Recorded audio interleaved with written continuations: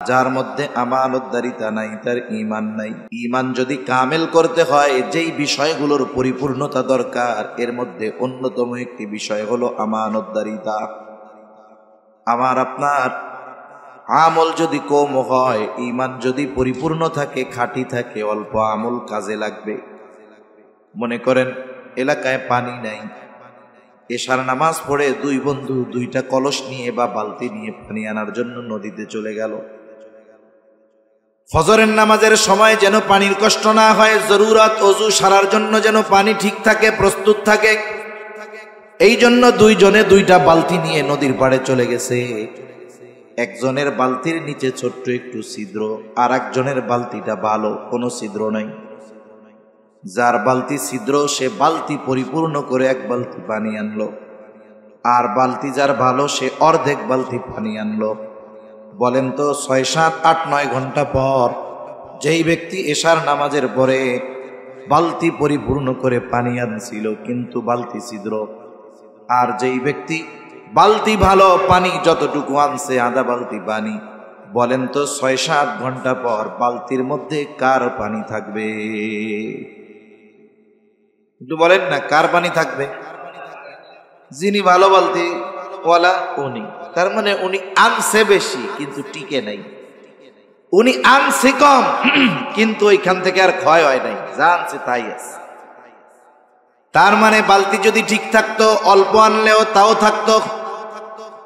ঈমান যদি ঠিক থাকে, পরিপূর্ণ থাকে, অল্প আমল নাজাতের জন্য যথেষ্ট হয়ে যায়। নবীজি বলেন আখলিস দীনাকা ইয়াকফিকাল আমালুল কলিল, তোমার ঈমান খাঁটি করো, অল্প আমল নাজাতের জন্য যথেষ্ট হয়ে যাবে। সেজন্য ঈমান কামেল করার জন্য, ঈমান ত্রুটি মুক্ত হওয়ার জন্য যেই গুণাবলীগুলো অর্জন করা দরকার, নবীজির হাদিসের ভাষায় আমানতদারিতা অন্যতম একটি গুণ। কিন্তু আফসোস এই গুণের ব্যাপারে আমাদের স্বচ্ছ ধারণা নাই। কোনটা আমানত অনেক সময় নিজেরাও টের পাই। সাধারণত আমরা লেনদেন সংক্রান্ত আমানতের ব্যাপারে জানি, কেউ আমার কাছে কোনো সম্পদ আমানত রাখলো, যথাসময়ে তার এটা ফিরিয়ে দেওয়া লাগবে। এই কাজটা যে করে তাকে আমরা মনে করি বড় আমানতদার। আবার আমানতের ক্ষেত্রে আর জামানতের ক্ষেত্রে সাধারণ জমা আর আমানত নিয়ে জমা দুইটার মধ্যে তফাৎ আছে। কেউ যদি আপনার কাছে এসে বলে, চাচা এই যে 500 টাকা আপনার কাছে দিলাম এটা হলো আমানত, সেটা একটা 500 টাকার নোট দিয়েছে, আপনি বাজারে দেখলেন ভালো মাছ উঠছে, এই 500 টাকা দিয়ে কিনে নিয়ে গেলেন। চিন্তা করলেন অন্য সময় যখন টাকা চাইবে আর একটা নোট আমি তাকে দিয়ে দিব, হবে না। যেহেতু ওই বস্তুটাই আপনার কাছে আমানত, টাকাটা ছেঁড়া হোক, নতুন হোক আর পুরাতন হোক, ওই টাকাটাই আপনাকে আমাকে সংরক্ষণ করতে হবে। কিন্তু যদি সাধারণ জমা হয়, পরিমাণটা জমা, যেই 200 টাকা আপনার কাছে জমা দিলাম, তখন আপনি খরচ করলেন, সে যদি আপনার 200 টাকার নোট দিয়া থাকে, পরে যখন টাকা চাবে আপনি চাইলে 100 টাকার 2টা নোট দিতে পারেন, 50 টাকার 4টা নোট দিতে পারেন। কিন্তু আমানত যদি হয়, ওই ক্ষেত্রে যেটা আপনার আমার কাছে দিবে ওটাই আমাকে আপনাকে রক্ষণাবেক্ষণ করতে হবে। এরকম অনেক মানুষ অতীতে গেছে। যেমন হাটহাজারীর মুহতামিম সাহেব ছিলেন আল্লামা ইয়াহিয়া রহমাতুল্লাহি আলাইহি, আহমদ শফি শাহ হুজুর রহমাতুল্লাহি আলাইহির পরে ইয়াহিয়া সাহেব রহমাতুল্লাহি আলাইহি, ওনার মারা যাওয়ার পরে ওনার ছেলেরা ওনার রেখে যাওয়া যে জিনিসগুলো, পার্সোনাল জিনিসগুলো খুঁজতেছে। মারা যাওয়ার পরে তো আর ব্যক্তিগত কিছু থাকে না, সব মালিকানা অন্যের কাছে চলে যায়। খুঁজতে খুঁজতে অনেক কাগজপত্র পাইছে ব্যাগের মধ্যে, এরকম কাগজ দিয়ে মোড়ানো টাকা, টাকার মধ্যে ফাঙ্গাস পড়ে গেছে, এত পুরাতন টাকা। এরকম লেখা আছে অমকের এত টাকা এত তারিখে আমানত রাখছিল। তার মানে দেখেন, টাকাওয়ালা টাকা নেয় নাই ঠিক, কিন্তু উনি হুবহু ওই নোটগুলোকেই সংরক্ষণ করে রাখছেন। তা লেনদেনের ক্ষেত্রে আমাদের আমানতদার হওয়া দরকার। সোজা কথা হলো, আমার আপনার কাছে অন্য কারো সম্পদ যদি থাকে, সম্পদ আমানত হোক, সাধারণ পাওনা হোক, সাধারণ হক বা অন্য যে কোনো হক হোক, আমাদের উচিত এই দুনিয়া থেকে চোখ বন্ধ হয়ে যাওয়ার আগে আমার আপনার কাছে কেউ যেন কোনো পাওনা না থাকে, সেভাবে দুনিয়া থেকে বিদায় নেওয়া দরকার। ঠিক কিনা বলে? সেটা যে কোনো বস্তু হতে পারে, হতে পারে টাকা পয়সা, হতে পারে জমি জাতি। একজন মানুষের সাথে খারাপ আচরণ, এও তার হক নষ্ট করা। রাসূলুল্লাহ সাল্লাল্লাহু আলাইহি ওয়াসাল্লাম জানায় দেন, কিয়ামতের দিন আল্লাহ তাআলা বাদী বিবাদীর মধ্যে ফয়সালা করে দিবেন। দুনিয়াতে কেউ যদি কারো সাথে অন্যায় আচরণ করে থাকে, এটাও হক নষ্ট করা। আল্লাহ তাআলার বিচারালয়ে এই বিষয় নিয়েও আল্লাহ তাআলা বিচার করবে। সোজা কথা হলো, সম্পদ আমানতের হোক আর সাধারণ জমা হোক, সম্পদ আমার বোনের হক হোক, আমার ফুফুর হোক, আমার চাচার হোক, আমার কাছে যদি কারো কিছু থাকে, তার যদি মনে নাও থাকে, আমি নিজ দায়িত্বে অন্যের হক তথা যিনি হকদার তার কাছে তার হক বুঝায় দিব। কিন্তু অনেক সময় যে পায় সে যদি না বলে, আমরা দিতে চাই না। এটা তো পরের কথা, আমরা তো অন্যেরটা নিজের নাম নিয়া নিজে মালিকানা দাবি করে অন্যেরটাও দখল দেওয়ার অপচেষ্টা করি। ঠিক কিনা বলেন? এটা ঠিক না। লেনদেন সংক্রান্ত বিষয় আমি লম্বা আলোচনা করব না, কারণ এই বিষয় মোটামুটি আমাদের সবার জানা আছে। তাহলে 1 নাম্বার আমানত হয় লেনদেনের মধ্যে, 2 নাম্বার আমানতদারিতা হয় কথার মধ্যে, কথাও আমানত হয়। রাসূল আকরাম সাল্লাল্লাহু আলাইহি ওয়াসাল্লাম বলেন, ইদা হাদ্দাসার রাজুলু সুম্মা ইলতাফাতা ফাহিয়া আমানাতুন। যখন কোনো মানুষ কথা বলে আর এদিকে সেদিকে তাকায়, নবীজি বলেন ফাহিয়া আমানাতুন, ওই কথাটা এদিক সেদিক তাকিয়ে যার কাছে বলল ওই কথাটাও আমানত হয়ে যায়। সাধারণভাবে আমার আপনার কাছে যদি কেউ কোনো কথা বলার সময় ডানে বামে তাকায়, এর দ্বারা আমরা কি বুঝতে পারি? যে সে যে কথাটা বলতেছে, আমি ছাড়া অন্য কেউ কথাটা শুনুক বা জানুক সে চায় না। তার বলা লাগবে না যে এই কথাটা আমানত, বলার দরকার নাই। তার অঙ্গ ভঙ্গিমাই আমাকে আপনাকে এই মেসেজ দিবে যে যেই কথাটা আমার আপনার কাছে বলা হলো কথাটা আমানত। সুবহানাল্লাহ। কিন্তু আমাদের অভ্যাস কি? আমার আপনার কাছে যদি কেউ কোনো কথা বলার পরে বলে, হুজুর এই কথাটা কিন্তু আপনার কাছে আমানত, শুধু আপনাকে বললাম, আপনি আর কারো কাছে বইলেন না। আমরা সব কিছু হজম করতে পারি, কিন্তু কথা হজম করতে পারি না। সে যখন আমার সামনে থেকে চলে যাবে, আমার চোখের আড়াল হওয়ার আগে আমি আর একজনকে ডাক দিয়ে বলি, শোনো ওই লোকটা আমার কাছে কি বলছে জানো? সে বলে, না, কেমনে জানবো? আপনি বললেই না জানবো। বলে, আমাকে খুব বিশ্বাস করে, আমার কাছে গোপন একটা কথা বলছে, কারো কাছে বলতে মানা করছে, কিন্তু আমি তোমার কাছে কইলাম, তুমি কিন্তু কাউরে কইও না। এই যে কাজ সারা, এখন আমি যখন তার কাছে বলে দিলাম, সে মনে করবে লোকটা তো হুজুররে বলছিল কারো কাছে বইলেন না, হুজুর আমার কাছে বললো, যেহেতু আমারও মনে হয় একজনের কাছে বলা জায়েজ আছে, এইবারও যাই আর একজনের বলবে। কি বলবে? বলে, হুজুর কি মিথ্যা কথা বলতে পারে? না। বলে, হুজুর অমুকের ব্যাপারে আমাকে এই কথা বলছে, হুজুর আমাকে খুব বিশ্বাস করে, কারো কাছে বলতে মানা করছে, আমি তোমাকে বললাম, তুমি কিন্তু কাউরে বইল না। এইবার ও আর একজনরে বলবে, আমি তোমারে কইলাম, তুমি কাউরে কইও না। এইরকম বলতে বলতে 100 জন পার হয়ে যাবে কথা। সকালের কথা, যেই কথা কারো কাছে বলা মানা ছিল, কথা পৌঁছায় গেছে 100 জনের কাছে। আমি তো 100 জনের কাছে বলি নাই, আমি বলছিলাম একজনের কাছে। কিন্তু বাস্তবতা হলো ওই একজনের কাছে ঠিকই বলেছি, কিন্তু ওই কথাটা আমার পরে যত জনের কাছে পৌঁছাবে, তত জনের খেয়ানতের সমপরিমাণ গুনাহ আমার আমলনামায় যোগ হয়ে যাবে।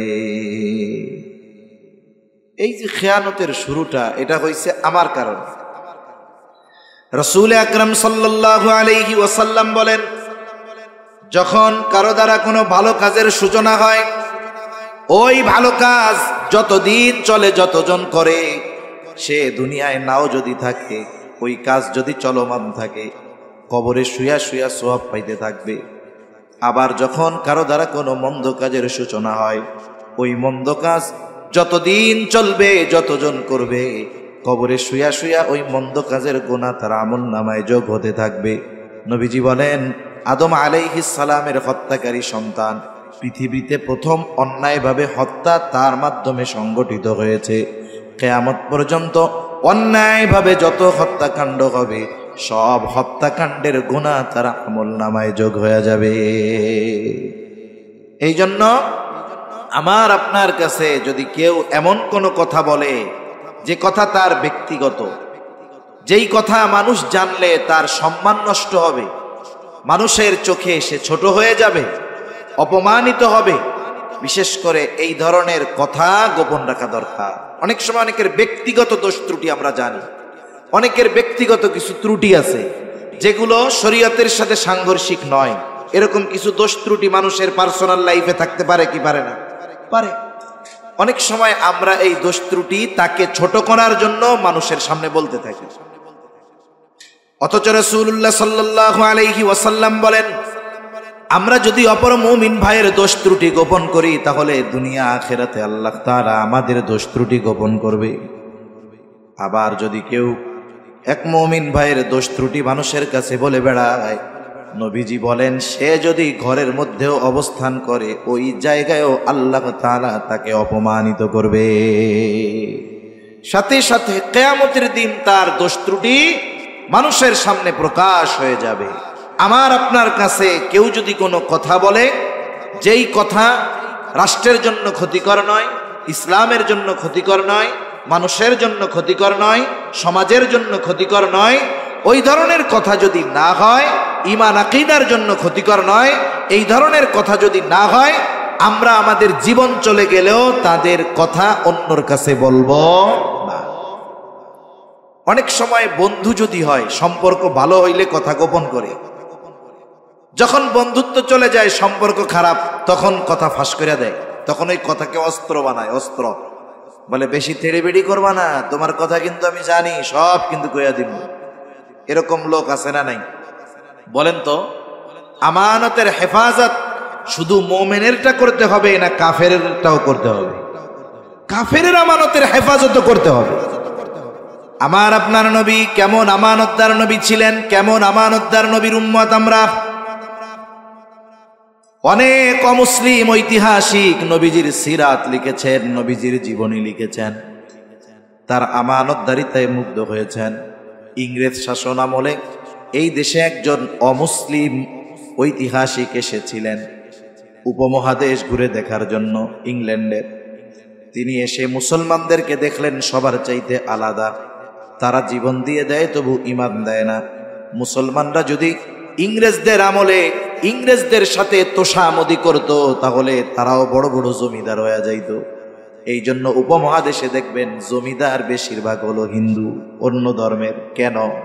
কারণ মুসলমানেরা তাবেদারি করে নাই, ইংরেজদের পদলেহন করে নাই, বরং ইংরেজরা এই ভূখণ্ড থেকে ইসলামকে বিদায় করার জন্য, চিরতরে ইসলামকে মুছে দেওয়ার জন্য লক্ষ লক্ষ উলামায়ে কেরামকে তারা শহীদ করেছে। এরপরেও উলামায়ে কেরাম মুসলমানেরা তাদের কাছে শির নত করে নাই। যখন এসে দেখলেন এই মানুষগুলো তাদের আদর্শের উপরে এত অটল অবিচল কেন, এত কষ্ট করে এরপরেও এত অটল অবিচল কেন, খোঁজ নিয়ে দেখে যে এরা একজনকে অনুসরণ করে, তিনি হলেন মুহাম্মাদুর রাসূলুল্লাহ সাল্লাল্লাহু আলাইহি ওয়াসাল্লাম। যেই মানুষটাকে অনুসরণ করে এরা জীবন দিয়ে দেয় তবু মাথা নিচু করে না, এই মানুষটা কেমন একটু জানার দরকার। ওই ব্যক্তি আল্লাহ রাসূল সাল্লাল্লাহু আলাইহি ওয়াসাল্লামকে জানার জন্য নবীজির সিরাত অধ্যয়ন করা শুরু করছে, নবীজির জীবনী অধ্যয়ন করছে। এরপরে সে নিজে নবীর একটা সিরাত লেখছে, জীবনী লেখছে। এখানে নবীজির বিভিন্ন গুণাবলীকে সে উল্লেখ করছে। এই গুণাবলীর মধ্যে একটি হলো আমানতদারিতার গুণ। যে মুহাম্মদ সাল্লাল্লাহু আলাইহি ওয়াসাল্লাম কেমন আমানতদার ছিলেন, উনি লিখতেছে, ওনার ভাষায় বলতেছি আমি। আর তিনি লিখতেছেন, মুসলমানদের নবী মুহাম্মদ সাল্লাল্লাহু আলাইহি ওয়াসাল্লাম তার সময়ের মানুষের কাছে এতটা বিশ্বস্ত ছিলেন, মানুষ তাকে এতটা বিশ্বাস করত যে তার ঘোর দুশ্মন নির্দ্বিধায় তার সবচাইতে দামি সম্পদটা মুহাম্মাদের কাছে আমানত রাখত। মুহাম্মাদকে হত্যার চেষ্টা করে এমন মানুষও নির্বিঘ্নে মুহাম্মাদের কাছে আমানত রাখত, কারণ তারা নিশ্চিত ছিল আমরা মুহাম্মাদের যত বিরোধিতা করি না কেন, মুহাম্মাদের সাথে যত শত্রুতা আমরা রাখি না কেন, এই শত্রুতার কারণে, এই বিরোধিতার কারণে সে কখনো খেয়ানত করবে না। নবী এর উত্তম উপমা রেখে গেছেন, উত্তম দৃষ্টান্ত নবীজি আমাদের সামনে রেখে গেছেন। যখন আল্লাহ তাআলা আমার আপনার নবীকে জানায় দিলেন হিজরতের জন্য প্রস্তুত হয়ে যান, কোন দিন রাতে সফর শুরু হবে এখনো নিশ্চিত নয়, নবীজি প্রস্তুত। আবু বকর সিদ্দিক রাদিয়াল্লাহু তাআলা আনহুকেও বইলা রাখছে প্রস্তুত থাইকো। এদিক দিয়ে কাফেররাও সর্বশেষ সিদ্ধান্ত নিল মুহাম্মদকে আর দুনিয়াতে রাখা যাবে না, হত্যা করে ফেলতে হবে। কে এই হত্যাকাণ্ড সংগঠিত করবে? সর্বশেষ তাদের পরামর্শ হলো প্রত্যেক গোত্র থেকে এক একজন যুবক এই হত্যাকাণ্ডে অংশগ্রহণ করবে, তাহলে এক গোত্র আর এক গোত্রকে দোষারোপ করতে পারবে না। যদি কেউ বলতে চায় বলবে তোমার দলের বা তোমার প্রতিনিধিও তো এই হত্যাকাণ্ডে ছিল, তার মানে সবাই চুপ থাকবে, সাপও মরবে লাঠিও ভাঙবে না। এই প্ল্যান নিল যে আজ রাতেই মুহাম্মদকে চিরতরে বিদায় করে দেওয়া হবে। আর আল্লাহ তাআলা জানায় দিলেন, ও পয়গম্বর, আজকে রাত্রেই আপনার মদিনার উদ্দেশ্যে সফর শুরু হয়ে যাবে। এখন সময় তো কম, নবীজির কাছে কাফেরদের অনেক আমানত আছে, এই অল্প সময়ের মধ্যে ফিরায় দেওয়া সম্ভব নয়। নবীজি ঘর থেকে বের হবেন, কাফেররা চতুর্দিক দিয়ে ঘিরে রাখছে, নবীজিও জানেন। নবীজির বাড়ি শক্ত ইটের প্রাচীর দিয়ে ছিল না যে নিশ্চিন্ত মনে থাকবেন শত্রু ঢুকতে পারবে না। আল্লাহর নবী ওই অবস্থার মধ্যে কত চিন্তা, কত পেরেশান। ওই সময় আমার আপনার নবী তার বিছানায় হযরত আলী রাদিয়াল্লাহু তাআলা আনহুকে রেখে গেলেন। কেন? নবীজি চলে যাবেন, নবীজির কাছে কাফেরদের আমানত আছে। আল্লাহর নবী হযরত আলী রাদিয়াল্লাহু তাআলা আনহুকে বুঝায় গেলেন, আলী, আমানতের প্রত্যেকটা বস্তু প্রত্যেক মালিকের কাছে পৌঁছায়া দিবা, এরপরে তুমি মদিনার উদ্দেশ্যে রওনা হবা। যারা চারদিক দিয়ে ঘিরে রাখছে হত্যা করার জন্য, তাদের সম্পদ তাদের কাছে পৌঁছিয়ে দেওয়ার ব্যবস্থা করে এরপরে নবীজি সফর শুরু করছে। একটু চিন্তা করতে পারেন, আমরা বলতেছি, শুনতেছি, বলাটা সহজ, শ্রবণ করাটাও সহজ, কিন্তু ওই পরিস্থিতির সম্মুখীন হলে, ওই সময় বাস্তবতা, ওই সময় যদি আমাদের কারো আসে, তাহলে উপলব্ধি করা যাবে যে আসলে আমরা কত বড় আমানতদার। আমরা হইলে কি চিন্তা করতাম, আরে যাদের কারণে দেশ ছাড়া লাগতেছে এদের মাল ফেরত দেওয়ার দরকার আছে, নিজে মুফতি হয়ে ফতোয়া দিতাম যে এটা তাহলে নিয়ে যাওয়া মনে হয় জায়েজ আছে, এটা নিয়ে ভাগতাম আমরা। অথচ চিন্তা করেন, নবীজি সাল্লাল্লাহু আলাইহি ওয়াসাল্লাম তাকে যারা হত্যা করতে আসছে, তিনি জানতেছেন হত্যা করার জন্য আমার ঘর ঘিরে রাখছে, ওই মানুষগুলোর আমানতের বস্তু তাদের কাছে ফিরিয়ে দেওয়ার ব্যবস্থা না করা পর্যন্ত নবীজি মদিনার উদ্দেশ্যে সফর শুরু করেন। কেমন আমানতদার মানুষ আমরা! সেই নবীর উম্মত, আমাদের আমানতদারিতার অবস্থা বড় করুন। কথা লম্বা হয়ে যাচ্ছে। 1 নাম্বার, আমানতদারিতা হলো দায়িত্বের মধ্যে। 2 নাম্বার, কথার মধ্যে। 3 নাম্বার, দায়িত্ব আমানত, প্রথম লেনদেন, এরপরে কথা। 3 নাম্বার, দায়িত্ব আমানত। আমার আপনার উপরে দেওয়া ছোট বড় সব দায়িত্ব আমানত। সরকারি দায়িত্ব হোক, বেসরকারি দায়িত্ব হোক, বড় দায়িত্ব হোক, ছোট দায়িত্ব হোক, সব ধরনের দায়িত্ব আমানত। আর আফসোসের বিষয়, এমন একটা সময় ছিল মানুষ যখন দায়িত্ব নিতে চাইতো না, দায়িত্বকে বোঝা মনে করত, দায়িত্ব দিতে চাইলে ভয়ে এলাকা ছাইড়া চলে যাইত। কিন্তু এখন এমন এক জামানা আমরা অতিবাহিত করতেছি, এই জামানায় মানুষ দায়িত্ব নেওয়ার জন্য প্রতিযোগিতা করে। সারা দেশেই যখন দেখবেন যে কোনো নির্বাচন, মনে করেন ইউনিয়ন পরিষদ নির্বাচন হবে, এখন দেখবেন 30 জন দাঁড়ায় গেছে, খালি দোয়া চাই। চায় না আপনাদের এলাকায়? দোয়া চায় আর কি বলে যে অমুক মার্কায় ভোট দিয়ে আপনাদের বা জনগণের খেদমত করার সুযোগ দেন, সেবা করার সুযোগ দেন। এখন একজন চেয়ারম্যান হয়েছে, 3 কোটি 4 কোটি 5 কোটি টাকা খরচ করে চেয়ারম্যান হয়। একজন 5 কোটি টাকা খরচ করে চেয়ারম্যান হইল। এখন উনি চেয়ারম্যান হয়েছে কেন? পোস্টারে লেখছে কি জনগণের সেবা করার সুযোগ দেন, এই জন্য উনি চেয়ারম্যান হইতে চায়। বলেন তো, উনি যেহেতু 5 কোটি টাকা খরচ করে চেয়ারম্যান হইতে পারলো, ওনার মূল উদ্দেশ্য যদি হইতো মানুষের সেবা, ওনার কি চেয়ারম্যান হওয়া লাগতো? যার এত টাকা আছে মানুষের সেবা করতে কি চেয়ারম্যান হওয়া লাগে? তার মানে বোঝা গেল এখানে কিছু মধু আছে, আর এই দায়িত্বটা নিতে পারলে তার ভালো লাগবে, এই জন্য সে চিন্তা করছে। তাহলে দেখেন, দায়িত্ব নেওয়ার জন্য মানুষ ঘুষ দেয়, দায়িত্ব নেওয়ার জন্য মানুষ অবৈধ পন্থা অবলম্বন করে, অথচ একটা সময় মানুষ দায়িত্ব নিতে চায় না। ইমাম আজম আবু হানিফা রাহমাতুল্লাহি আলাইহি, খলিফা মনসুর ইমাম আজমের সাথে সাক্ষাৎ। খলিফা মনসুর ইমাম আবু হানিফাকে বলতেছে, আপনি কুফার প্রধান বিচারকের দায়িত্ব গ্রহণ করেন। সবার সামনে মানুষের মধ্যে, বাজারের মধ্যে ইমাম আবু হানিফাকে প্রস্তাব দিলেন খলিফা মনসুর যে আপনি প্রধান বিচারকের দায়িত্বটা গ্রহণ করেন। ইমাম আজম আবু হানিফা খলিফার এই প্রস্তাব সাথে সাথে ফিরাইয়া দিলেন, বললেন না, এই দায়িত্ব আমি নিতে পারবো না। খলিফা মনে মনে চিন্তা করে, এত বড় পদ পাওয়ার জন্য কত মানুষ আশায় আছে, আর আমি তাকে প্রস্তাব দিলাম, সে আমার প্রস্তাব ফিরাইয়া দিল, কত বড় সাহস। কারণ ক্ষমতায় যারা থাকে তাদের একটা পাওয়ার থাকে, আমার কথা ফিরাইয়া দিছে, কত বড় সাহস। এইবার হাতের চাবুক দিয়ে ইমাম আবু হানিফার গায়ে একটা বাড়ি মারছে, আঘাত করেছে। খলিফা মনসুর রাজপ্রাসাদে ফিরে গেল। খলিফা মনসুরের চাচা বলে, ও মনসুর, কাজটা তুমি ভালো করো নাই, ইমাম আবু হানিফার গায়ে চাবুক দিয়া বাড়ি মারছো, কাজটা ভালো করো নাই।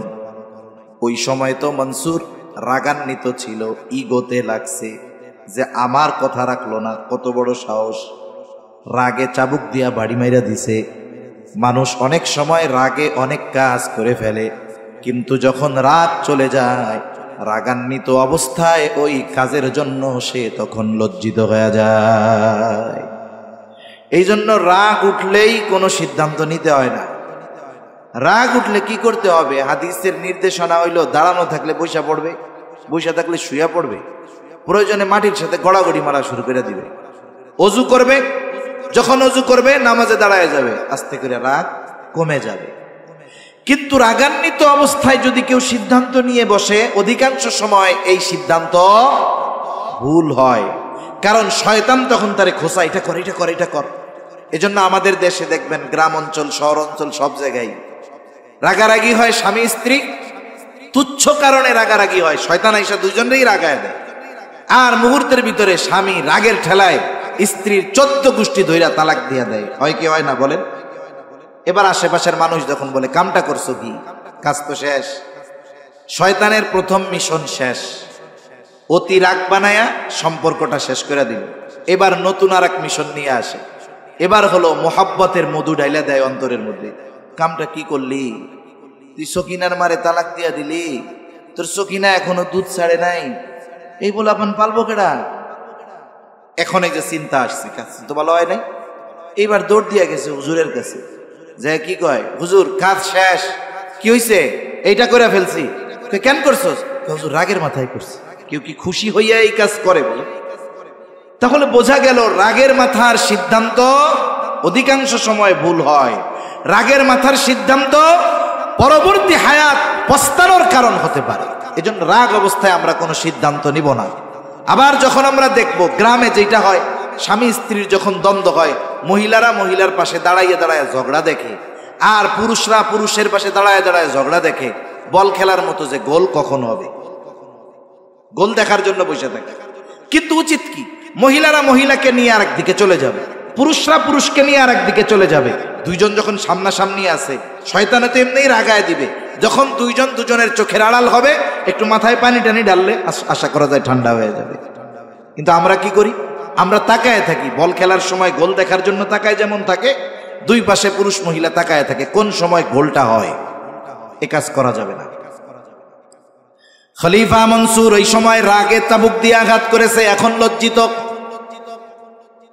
খলিফা মনসুর মাফ চাইবে ইমাম আবু হানিফার কাছে, নিজে যাইতে লজ্জা লাগতেছে। তার বিশ্বস্ত একজন সহকর্মীকে বলে যাও, বিশ্বস্ত সহচরকে বলে যাও আমার পক্ষ থেকে ক্ষমা চায় আসো। বলবা খলিফা লজ্জিত, আপনি খলিফারে মাফ করে দেন। সাথে সাথে এক থলে স্বর্ণ মুদ্রা দিয়া দিছে যে এইটা নিয়ে ইমাম আবু হানিফাকে হাদিয়া দিবা। বলবা এটা ইমাম আবু হানিফা আপনার জন্য হাদিয়া খলিফার পক্ষ থেকে, আপনি যদি এই হাদিয়া গ্রহণ করেন তাহলে এই খলিফা সুনিশ্চিত হবে যে আপনি তাকে ক্ষমা করে দিয়েছে।